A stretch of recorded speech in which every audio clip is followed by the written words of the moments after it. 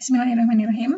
Ya, kali ini kita akan coba bagaimana cara penulisan ilmiah yang baik versinya si GPT. Kita bertanya pada GPT gimana bisa memberikan hasilnya. Kita coba ya, kita buat promptnya dulu. Kita bisa memberikan perannya pada si GPT dulu, misalkan Anda sebagai penulis handal, atau saya contohkan ini aja ya, ketika teman-teman sebagai mahasiswa, misalkan Anda sebagai dosen pembimbing berpengalaman lebih dari 20 tahun, misalnya seperti itu ya, biar lebih bagus hasilnya lagi. Anda sebagai dosen pembimbing berpengalaman lebih dari 20 tahun, misalnya sebagai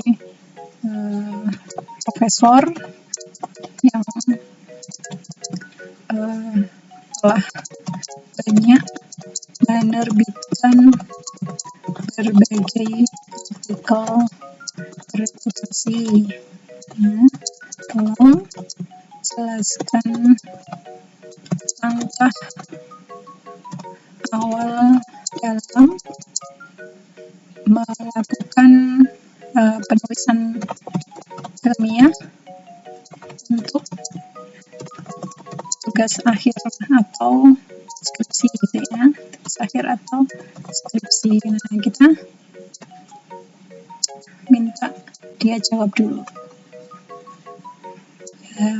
Jadi versinya si GPT itu dalam penulisan ilmiah untuk tugas akhir, yang pertama itu menentukan topik yang relevan dan spesifik dulu ya. Jadi mau nulis itu harus ada topiknya dulu ya. Jadi topik harus sesuai dengan teman-teman jurusan apa atau mengambil program studi apa, seperti itu. Nah, kemudian ini sarannya pilih topik dan permasalahan nyata di lapangan ya, baik dari hasil magang atau penelitian dosen atau tren penelitian terkini ya, baik dari jurnal Q1, Q2 ataupun jurnal nasional Sinta 1, Sinta 2, seperti itu. Kemudian diminta untuk melakukan kajian literatur awal ya. Jadi setelah topik dipilih, kemudian kita disuruh untuk mengkaji literatur ya, memahami ruang lingkup masalah, kemudian menemukan celah penelitian atau riset gap, kemudian juga menentukan teori atau konsep yang digunakan. Ya, kemudian setelah itu referensi-referensi yang bersumber dari jurnal-jurnal berreputasi ya tentunya. Kemudian mungkin bisa juga beberapa buku teks terbaru ataupun skripsi atau tesis atau laporan penelitian yang selaras sebagai referensi. Nah, kemudian merumuskan rumusan masalah dan tujuan penelitian ya, harus yang spesifik, fokus, dan operasional dari hasil kajian literatur tadi. Nah, kemudian tujuan penelitian itu ditulis sebagai jawaban atas rumusan masalah. Misalnya, bagaimana pengaruh konsentrasi maltodextrin atau apa ya, sebagai apa, seperti itu ya. Terus sebagai rumusan masalah, kemudian tujuannya adalah untuk mengetahui apa gitu.